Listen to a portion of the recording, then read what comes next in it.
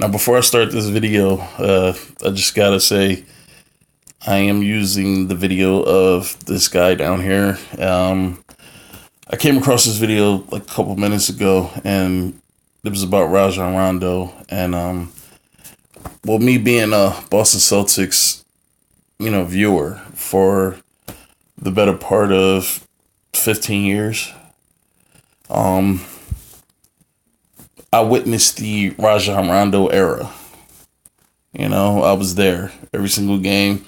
I was there, especially in the playoffs. I was there. So I'm not saying I'm the best viewpoint when it comes to Rajon, but with me watching him damn near his entire career, you know, I would say that I'm pretty objective when it comes to Rajon Rondo, because Rajon Rondo was bittersweet for the Boston Celtics. He was bittersweet, and I'll explain why. But this guy's name is Andy Hoops. I like his videos. I watched a few of his videos. I like his videos. And what I'm about to say during this video has no indictment on him or his research or his opinions, but I'm going to get into it once I start the video. Okay.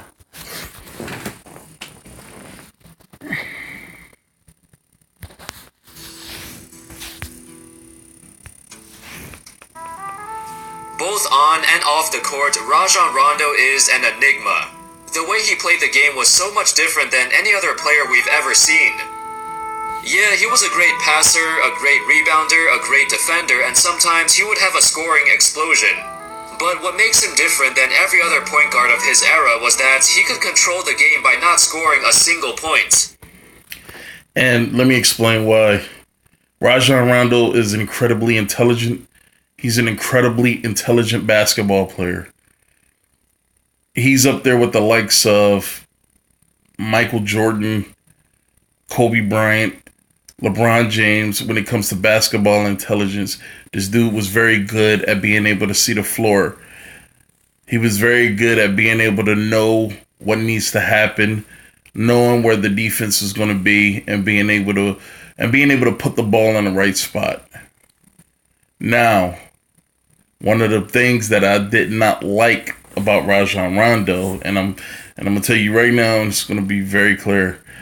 Rajon Rondo was a stat padder. That's all he was. He was a phenomenal talent for the time that he was phenomenal.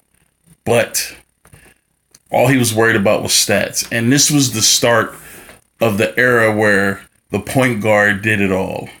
Rebounding, passing, scoring. But Rajon Rondo didn't score that much. That's because he couldn't score. I mean, he could drive to the basket. He could hit a couple layups. He had a really decent floater. I gotta admit that.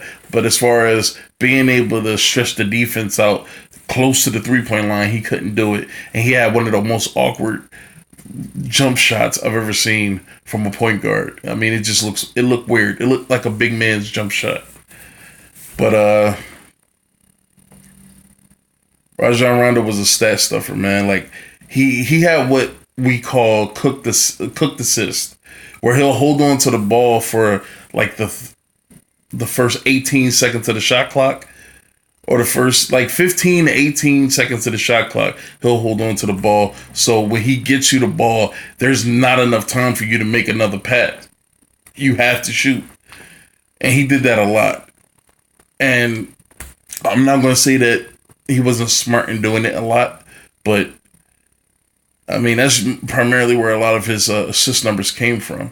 I mean, there was multiple years where he averaged 10 assists a game, but a lot of those came off of cooked assists, where he'll hold on to the ball, he'll ball hog for like the first 15 to 18 seconds of the shot clock, and then he'll kick it out to somebody, forcing them to shoot.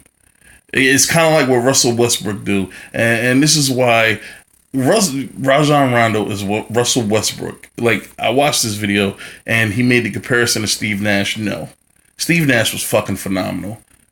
Through and through, he was phenomenal. But Rajon Rondo was not Steve Nash. He's Russell Westbrook. But the difference between him and Russell is Russell has an overconfidence in his shooting ability. Rondo acknowledged that he couldn't shoot or that he wasn't as proficient in shooting as anything else. But Russell shoots even to the detriment of his team. And the difference between Rondo and Russell, another difference is Rondo is smarter on the basketball court.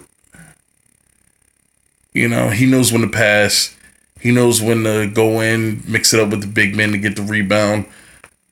But Rondo does not have the athletic ability of a Russell Westbrook. There was three reasons. Those are the three reasons. But if Rondo had the athleticism of Russell Westbrook, we would have seen a lot more selfish play from Rajon Rondo.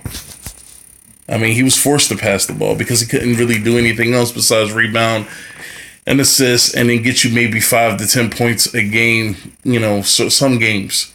Well, most games. Very rarely we'll see this dude put up 20 points, 30 points, and it's usually him finishing at the rim or getting like a open mid-range jump shot or something. You rarely saw this dude hit a three. The first time I saw this dude hit a three, it was like fucking, it was like Mardi Gras or some shit, man, because we never really seen this dude shoot threes like that. So, let me finish. He could take 0 shots the entire game and still be in complete control of everything going on. While Rondo is indeed one of the smartest players in NBA history, he's had his fair share of confrontations and disagreements. Sometimes it seems... Real quick, under fucking statement, listen. Rajon Rondo was an arrogant prick. An arrogant prick. I mean, and for this dude to be so small, and for him not to be as good as he believed he was arrogant. You're on a team with 3 Hall of Famers, and they all hate you. They all hate you, and this is a team where everybody likes being around each other. It seems like, besides Ray Allen, and the only reason why they didn't really like Ray Allen was because Ray Allen left the Boston Celtics for Miami, or he chose to go to Miami. But I don't know if he was pushed out. I'm not gonna say he wasn't, and I'm not gonna say he was. I don't know if Ray Allen was pushed out from Boston, but I know when Boston wanted to re-sign him to a certain contract, he decided to just go to Miami. He decided to go to Miami. And it could have been his relationship with the other players, you know. But KG wanted him, from what I understood when I watched it, KG wanted him back, and they really felt some type of way about him going to Miami, which I didn't give a fuck, man. Look, at the time, I was a young kid. I did care, man, because I felt like y'all spent most of y'all time together hating LeBron, and this dude leaves you for LeBron. That's like your girlfriend. You and your girlfriend hate this dude that lives in your building, but when you and your girlfriend break up, she goes stay with that motherfucker. Like, I mean, it just felt like that at the moment. But now that I'm older, it doesn't feel like that anymore, and I kind of understand it. You want to win. You don't give a fuck how you win. You just want to win. And he wanted another title. And I don't blame him for that. It actually takes massive balls to be able to leave one team where you have loyalties to certain players and go to another team because it gives you the best chance to win. Even though everybody on your previous team hates that team. And it takes massive balls to do that. But Rajon Rondo was one of those guys that he alienates people. Like how LeBron does. He alienates people. You know, and it was toned down because KG, Paul Pierce, and Ray Allen was on that team. It was toned down. He almost was treated like Mario Chalmers was in Miami, where they would sun him a lot. But then when he had a chance to get his own opportunity to lead the team, Jesus Christ, I was about to say Hitler, man. I'm not going to say that. But this dude became a fucking dictator. And his stats were super fucking orchestrated. It really wasn't like a fluid game. I don't know, man. But there was nobody on that team that could fucking tell this dude to slow the fuck down or calm down. You know, because he was riding the high. Rajon Rondo was riding the high, and nobody could fucking calm him the fuck down. He was full of himself. And this is why he went from team after team after leaving the Celtics. And I think the first team he went to was Dallas. They moved his ass out after 1 year. Then he went to I believe New Orleans was his next stop. I could be wrong. But no. Damn, I'm sorry. I had a thought as soon as I was about to say something. Rajon Rondo alienates the people that surround him. And most of all, the person that he alienates on the team is the coach. Because he's one of those dudes that believes he knows more than the coach. And he may. Who knows? He may. But you're the player. You're not the coach. You have to let the coach do his job. And this is the problem with LeBron. And this is why LeBron is failing. Is because he's not letting the coach do his job. The coach is almost at the mercy of LeBron. I'm not going to say the coach is at the mercy of Rajon Rondo because he wasn't as great as LeBron is. But he alienates people that's around him. And people get tired of being around a person like that that's so negative in spirit that it just brings your spirit down. You know, your energy down. And Rajon was one of those guys. That's why I said he was bittersweet, because this dude was phenomenally talented when it came to doing what he does best. And he also was incredibly intelligent, which worked in your favor a majority of the time, but it also worked against the team.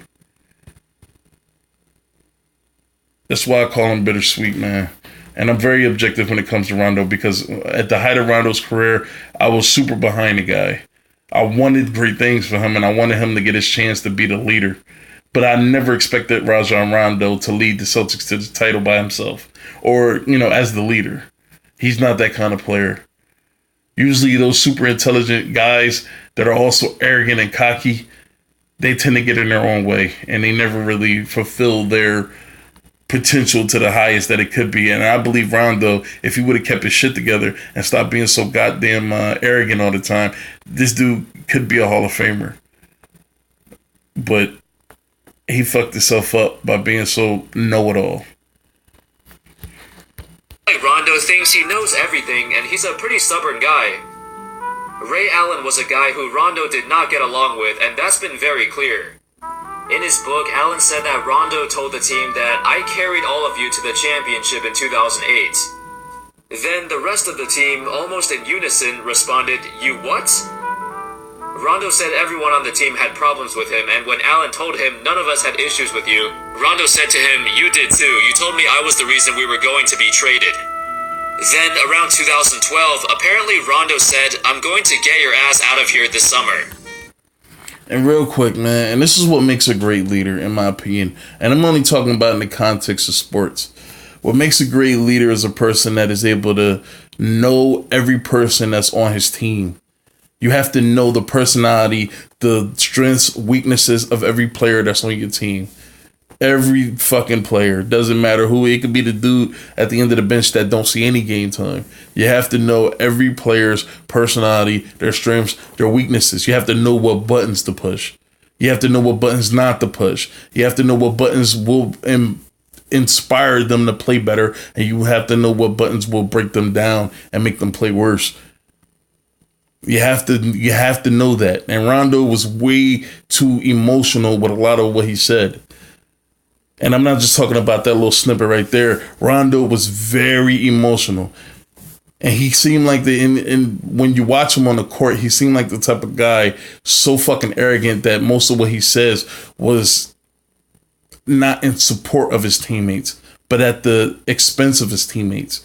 Because in his mind, it seemed like he needed to break his teammates down for them to follow him. And that's not how you lead guys. Because first of all, you're not that talented that you can supersede their opinions because of your play. Like LeBron is one of those guys that it doesn't matter what you say about him. He's so fucking great when he plays that, you know, whatever you're saying really doesn't hold much weight. You know, but Rondo wasn't that great.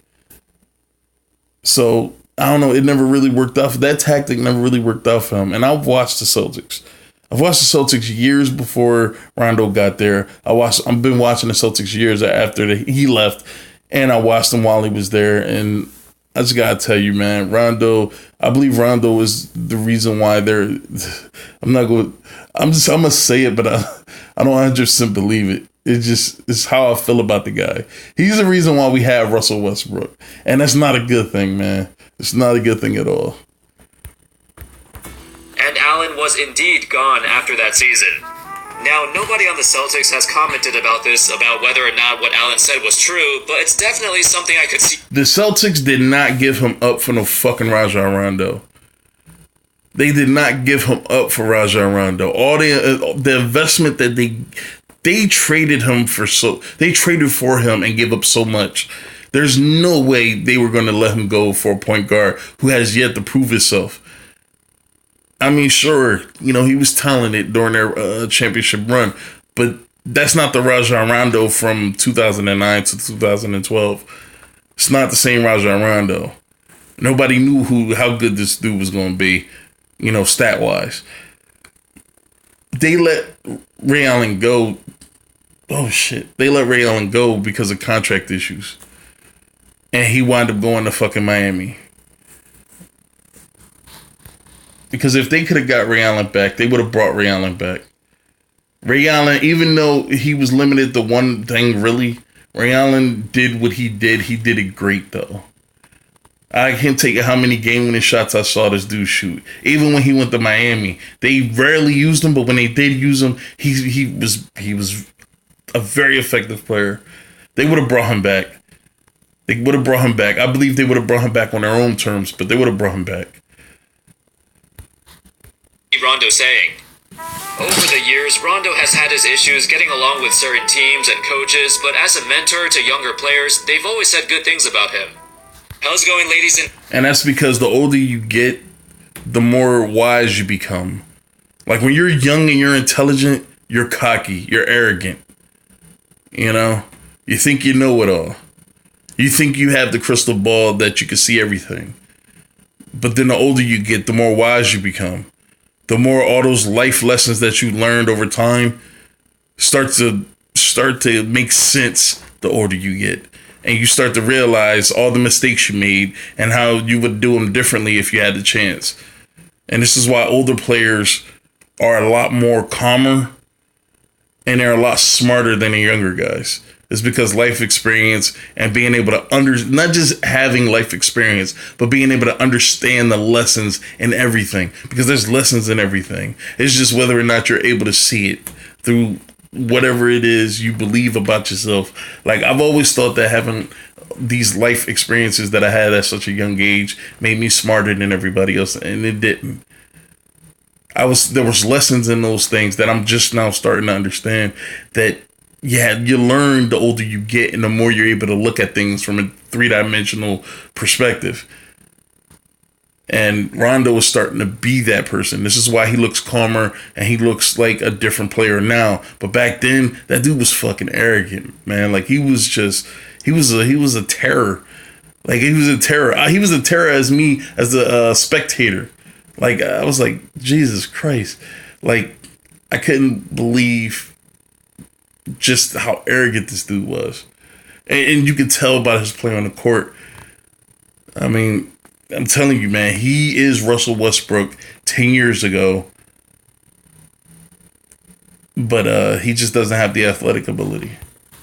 Gents, my name's Andy, and today we're going to take a look at the career of Rajon Rondo. I'm going to skip forward because there was a part that I wanted to comment on. All right, this right here, man, this comparison. He was not Nash, man. Nash could shoot, he could pass. He wasn't much of a rebounder because he came from that era where point guards didn't necessarily rebound. They weren't the do-it-all type players. Nash, in my opinion, and I pride myself on this because I really do love his game. In the past 30 years, Nash is a top 5 point guard. I can't name 5 point guards that's better than him. I mean, shit, I might. I was thinking about Chris Paul, man. I would go Chris Paul. I'll go Jason Kidd. That's about it. That's. I can't really put too many other point guards over him. Maybe Steph Curry. definitely Steph Curry. I can't even say that. Steph Curry is really great at what he does. But yeah, he's the top 5 point guard. And Rondo may be top 10, maybe. But there's a couple things that stop that from being a fact. Is how short his stint at greatness was. Because when you look at his impact on the floor, it was apparent. It was apparent, both negative and positive. It was apparent. His impact wasn't very long. Like there was a little snippet that showed his years. He was drafted in 2007. He played for the Celtics until 2012, I believe, 13. So that's not a big enough sample size. And then after that, he just became a journeyman. I mean, he had a great year in New Orleans last year, but I mean, it wasn't. I don't know. I don't know if the sample size is big enough, or I don't know if he's done enough. He's accomplished enough to be able to warrant that kind of acclaim, man. Because when you talk about top 10 in the last 30 years, you go back 30 years ago, it's 1980 something. So there's so many point guards like Gary Payton, and I will put Gary Payton over Steve Nash as well. But I don't believe there's another player. I wouldn't put Magic because Magic was early 80s, mid 80s. I don't know. I'm still thinking about that Nash thing. But I don't know, man. There's too many players, man. There's Tim Hardaway. I believe Tim Hardaway takes place over Rajon Rondo. I mean, was Allen Iverson a point guard? Because he was a point guard. He was a point guard, I believe, early on in his career. Like, he swapped between the two positions over time. But I don't know if I would consider him a point guard, though. Should I even put Steve... I can't say Steve Francis. At that point, I'm just being a jackass. All right. But the point I'm trying to make is Rondo was a great talent, man, but he got in his own way. He was the reason why he never really fulfilled his potential as a basketball player. I mean, this dude had all these skills required to be great. He was a great passer. I won't say facilitator because of those Cook stats, man, but he was a great passer. I mean, this dude had a floater unlike... I mean, his floater was just as good as Tony Parker's floater. And Tony Parker was known for that fucking floater, man. But, he was a great passer. He was a very good active rebounder. I mean, you're talking about a dude without the athleticism. This dude was really good at getting rebounds. And I believe Kevin Love said it. He was the last person I heard hear it. I heard say it. He said that a majority of the rebounds that people get are below the rim anyway. So he was really great at getting the ball once it, touched the ground. Rajon Rondo was a really good player, but he fucking got in his own way. He got in his own way. This dude could have been a top 10 all-time assist leader and like a top 25 all-time rebounder. I mean, scoring, he wasn't very good at all, but when it came to his rebounding and his assist numbers, they were pretty good, man. And he was the first point guard, or he was the first player to just average triple-doubles almost at a regularity that was uncommon at that point in the NBA. Like, people talk about Russell Westbrook now and all these players that can get triple-doubles easy. Rondo was kind of the one that started that trend of triple-doubles because this dude was getting triple-doubles a lot. And they were talking about his playoff triple-doubles. When Boston went through that little run of making the playoffs, they were talking about his triple-doubles and they were comparing them to fucking Magic Johnson and Jason Kidd and all this other shit, man. Like, so he was good at getting those triple doubles, man. He'll score 10 points to get it, but he'll get them. So I don't know, man. Like, if I decide to make more videos or whatever on this topic, I will. But let's just keep it in perspective, man. Rajon Rondo was a bittersweet player. And there have been a lot of bittersweet players in the NBA. Like Kobe was a bittersweet player. As great as Kobe was, without Phil Jackson, and this is a hot take because people love Kobe so much, but without Phil Jackson, Derek Fisher, and an